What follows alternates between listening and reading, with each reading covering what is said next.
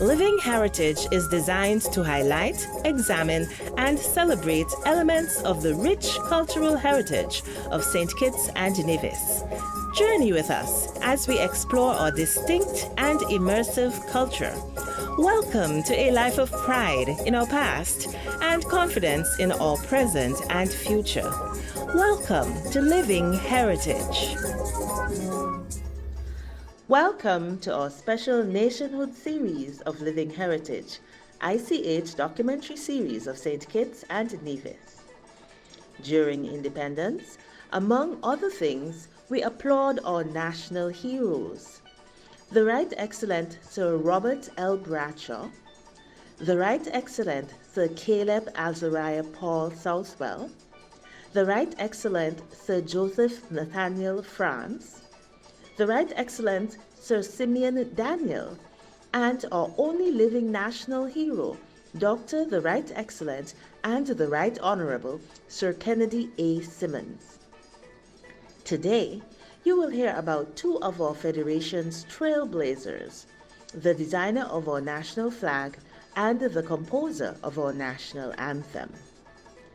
Edrice Lewis-Viechweg, who at this year's 41st anniversary of independence was awarded a Companion Star of Merit for her contribution to education. She will tell us about her personal experience in flag design. But considering that the late Kenrick Georges is no longer with us, we will hear from his friend and fellow musician, Gairy Knight. We begin with the designer of our national flag, Edrice Lewis-Viechweg. I was a student at the College of the Virgin Islands, and I was employed for work study in the finance office. And the fax came through telling us that they were inviting natives of St. Kitts and Nevis to take part in a national flag competition. So I made a copy of the email and I gave it to my boss, who was the director of finance in the college. And I thought that maybe I can do this. I'm a native of St. Kitts and Nevis, and I was happy to take part in trying to design a flag.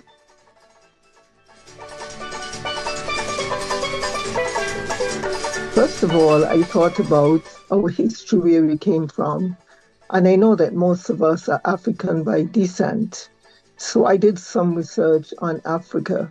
Personally, my great-grandmother was from Guinea. So I did some research and I found out that the colors that I wanted to use were African colors. So I also looked at the information that came from, I don't remember the name of it, but it's some college that has something to do with flags in Great Britain. And they gave instructions on how you can design a flag, what colors can go to each other, what colors you can't use, and all of that stuff. So I decided to use primarily red, green, and yellow, and black for our flag. And one of the interesting things I always remember, I sat down in the library and I was designing, and a friend of mine from Nevis, who was also at the college with me at the time, she came across and she looked at the design. And she said, "What are you doing, designing a Rasta flag?" And I said, "Yeah." So she was actually the first person to see what I was doing, because she came and she looked over my shoulder. Nice. So after I decided to put those colors together, I thought about why not add something for hope and liberty. And I thought about adding two white flags to represent hope and liberty, or as I said, hope and posterity. So that's the meaning of the two stars in the middle. Okay, first of all, we are going to begin with the green, because we know that St. Kitts and Nevis are very fertile islands. In fact, St. Kitts and Nevis were two of the richest islands in the Caribbean way back because of the soil and the things we produced. So because of the fertility of the island, I used the green. And we also have to remember that the original name of St. Kitts was Laimiga, which means fertile island. The yellow is year-round sunshine. It's amazing when I explain to some of my friends here that we have sunshine every day of the year, and it never gets below a certain degree. They find it hard to believe, but those of us from St. Kitts and Nevis know it's true. We see the sun every single day of the year. So that's the yellow. And the red, which I think is also very important, and perhaps the most important color in the flag, represents the blood, sweat, and tears from slavery through colonialism to independence. Because we know that without the struggle that our ancestors went through, we probably would never have been free. I heard through the grapevine that my flag was chosen. They did not tell me it was my flag, but when they mentioned the colors, I knew that it was my design. And sometime later, I was sent, I think it was a letter by the Attorney General telling me that my flag was the chosen design. I was very proud that I was able to make a mark on my country, St. Kitts and Nevis. Very, very proud to be able to do something for my country.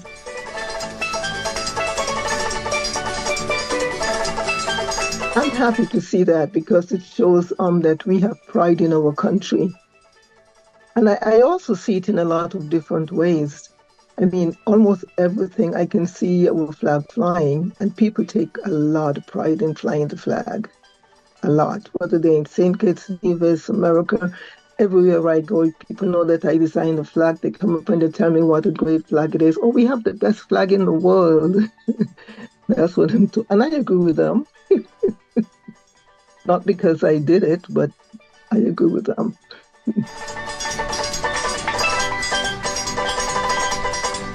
I'm going to build a home. I don't know if it's going to be a vacation home because I would really like to come back home to live. But my plan is to build a home. St. Kitts is home to me. I was home a couple of weeks ago and I said to my neighbor, I'm going home for summer. And he looked at me and said, like, isn't that your home over there? I'm like, no, that's my house. My home is in St. Kitts.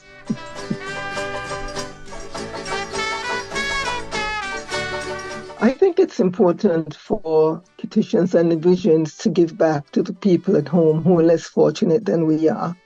We're out here, we may not have a lot, but we have a lot more than some people at home. And it doesn't matter what we can give them, 1 backpack, 2 books. In fact, when I started giving back, I started at Irish Town School, which was the first school I taught at. And I actually donated to 2 students. Since then, there was a year when I donated to 84 students. And I've been doing this every year for the last 26 years. This year, I have donated. I know that the things I sent have not been given out as yet, but I'm working with the Minister of Government who will set up something to give them out. They have been in St. Kitts now for about 2 months. And I spoke with him last week, and he's making arrangements to set up something to distribute the school supplies I sent. I would say to people, whatever chance you have to do anything at all for the country, go ahead and do it. A couple of years ago, I was invited to Washington, D.C. to an independence function. And one of the things I did was to write a poem for independence. I think that was the 33rd anniversary. So at least every year I put pen to paper and I write something about independence. But this was a long poem that I wrote because I presented it at that function also. So my advice to people is to take pride in where you come from. We're small, but we're making a big difference. We have a big influence in all parts of the world. Take pride in your country and do whatever you can for it, whether it is in entering competition, playing sport, keeping your country safe, and making sure that people know where we come from and show them that we are proud of our country.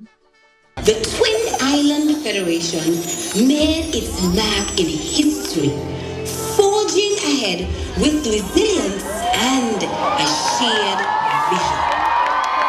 Our national flag, raised with pride on that September morning 40 years ago, fluttered That clip from the drone show was from last year's 40th anniversary of independence.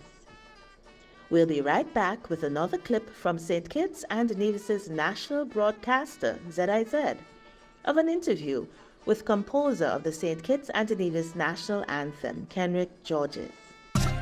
Check on your batteries. Check. Emergency center. Check. Store up your water. Check. And board up your window. Check. So you got to place it. Check. Before it is too late. Check. Disaster could happen anytime, any place. Check on your elders. Check. And your insurance. Check. Secure the animals. Check. Tie down the gas tank. Check.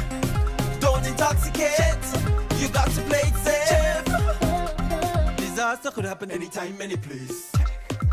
For more information, contact your National Emergency Center today. Before the storm, stock up on perishable foods to last at least 24 hours. Secure important documents. Full up on gasoline. Remove boats and fishing pots from the water. During the storm, unplug electrical appliances. Do not go outside. Listen to your radio station. After the storm, do not go sightseeing. Make sure the entire family is okay and assess and photograph all damages. Check on your batteries. Emergency center. Store up your water. And board up your window. So you got to place it before it is too late. Disaster could happen anytime, any place.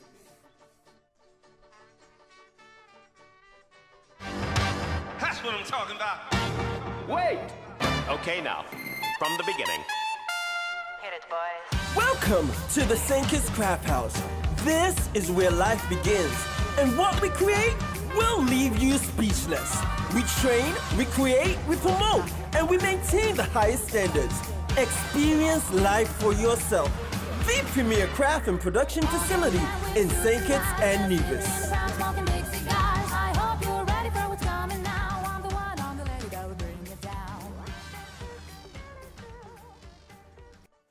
O land of beauty, our country where peace abounds, thy children stand free on the strength of will and love, with good in all our schools, St. Kitts and Nevis. A nation bound together with a common destiny. That beautiful a cappella by Project Harmony was the first verse of the national anthem of the Federation of St. Kitts and Nevis. Its composer, the late Kenrick Georges, sat down for an interview with Cheryl Ward while he was still with us. Well, 1983, again, to do anything and to be at an accomplished level, you gotta be prepared. When there was a call for independence, there was a political component, you know, and I wasn't too keen. Personally, I wasn't too keen. But you know what? I said, suppose something emerged that I'm uncomfortable with. I don't have an argument. I didn't participate. But I had already, during the course of the time, helped other people write their stuff. They tell me what they want, I would write.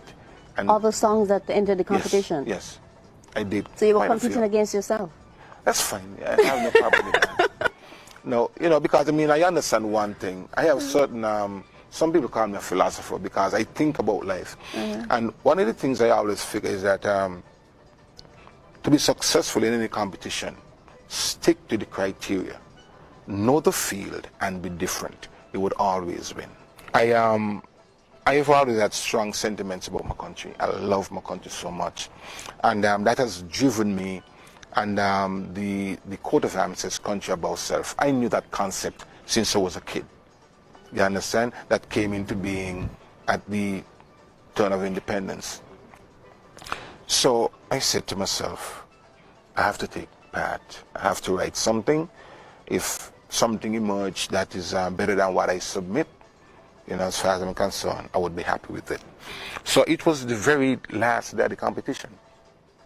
2 o'clock in the morning, I decided I'm going to do something. 2 o'clock in the morning, and it's going to end on that day.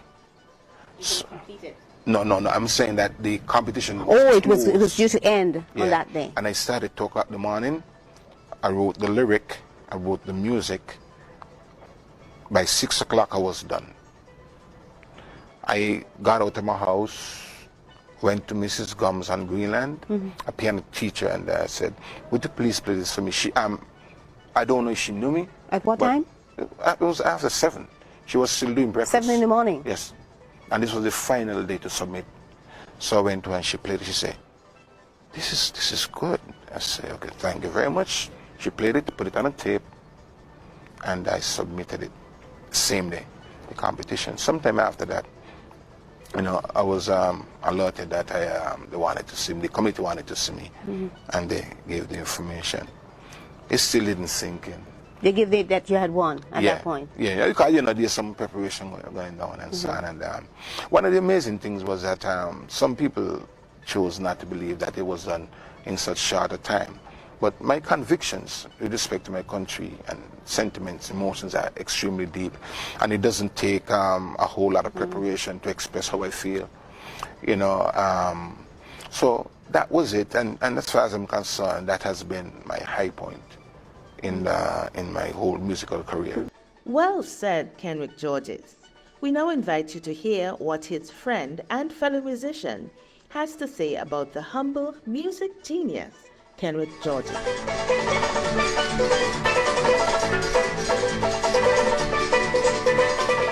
I can't really give you a specific date, but I knew it was sometime in the late 1970s when I myself began doing band arrangements.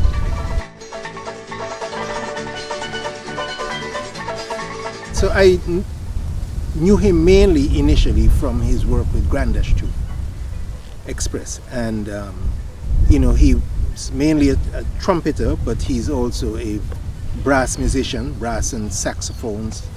And what I can say is that from my perspective, he definitely was a perfectionist. At that time, he really was into a lot of funk music, which was the music of the day, the Earth, Wind and Fires, the Commodores, Confunction. And so he had the band playing a lot of that music and arranging for that particular ensemble.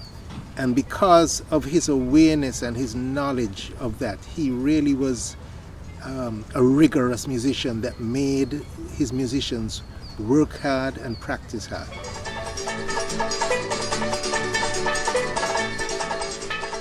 He also had a lot of respect for my father, who himself was a musician, and so he would always be coming around and asking my father a lot of his opinions about music and arrangements. And then, of course, he got into writing a lot of calypso arrangements for this and that, a number of Nevisian calypsonians. And, of course, I think one of his most notable arrangements was for King Arrow, St. Kitts King Arrow, his album, which was really outstanding. As well as he did work for Mighty Arrow, that is Hot Hot Hot Arrow out of Montserrat.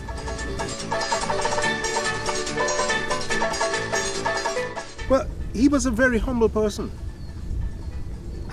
He was always, I think what he and I shared in common was not just the love for music, but the love of sharing music and sharing ideas. I remember when he went off to, I think it was the Jamaica School of Music, and whenever he came back, and I think I remember I think it was in 1985 when I was back home briefly, and he would always come by and showing me a number of the compositions, some of the things that he wrote even for piano, right? Almost classical style music for piano. So he would want to ask me if I thought it was feasible, if it was playable, things like that. So he would bring them around for me to be able to play them. So, and he was also not just an artist in the sense of a musician, but he loved art. He loved painting. It sort of reminded me of Bruce Skerritt was into his art and painting and digital art, and George's Kenrick was the same way. He loved poetry, he wrote poetry, so he really was fully engaged in not just music, but the performing arts and art in general. And a very, very humble gentleman, not a boasting person at all.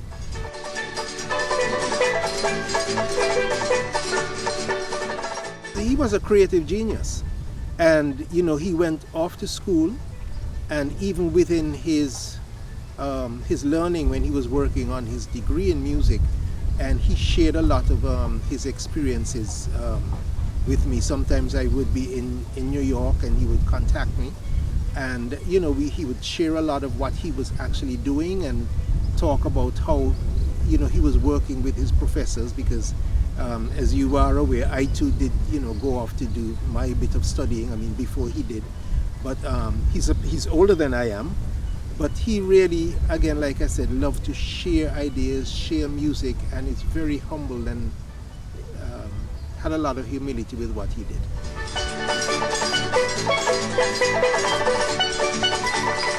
I don't know really what the word special means in this context, but I would say he was proud, and I think rightfully so. Your anthem, what you had written, what you had composed, was chosen as the national anthem for a new, federation, and that will live for you forever. So of course he was proud of what he did, and I think we are all proud of what he wrote.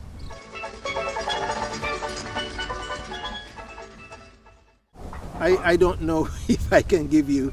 It was a music score, it's written it's for voice, basically for voice, and scored initially for voice and piano, and of course, when you're writing anything that has to do with the lyrics, is to be able to get it to fit within the particular meter that you want, and to be able to run the chord progressions, and to make it attractive to the persons who would be singing the national anthem. So I think that is where he worked. I was not around when he wrote the national anthem, but looking at it, I can see what he was trying to achieve, and what he did achieve, I think, it was what he set out to do. National anthems vary, depending on the culture and traditions of the particular country that they come from.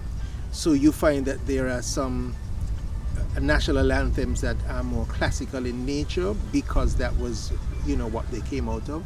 And then there are some of those that are more cultural or folk-like, because that is the nature that they come out of. Of course, we have a more of a sort of European English influence, and so the national anthem was written, in a sense, in a more traditional structure of national anthems.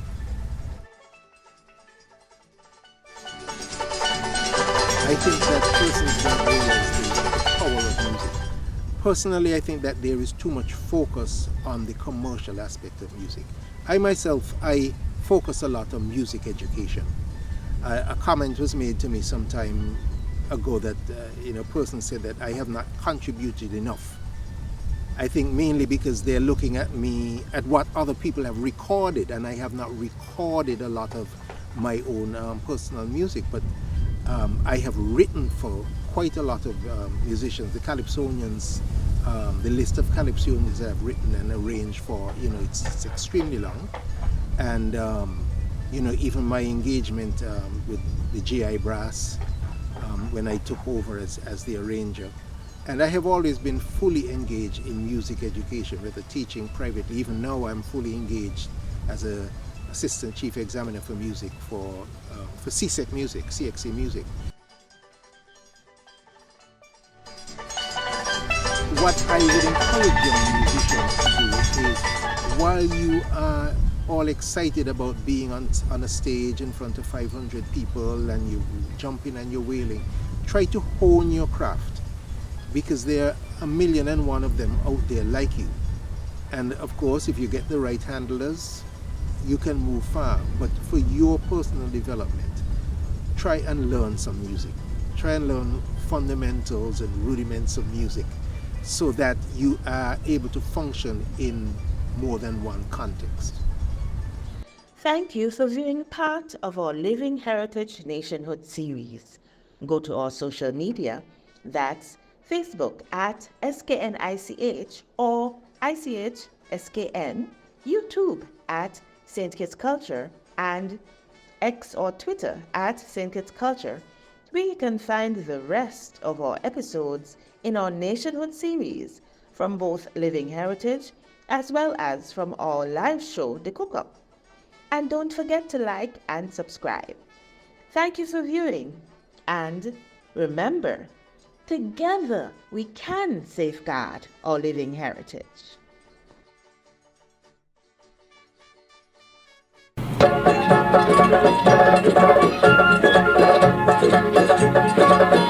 Thank you.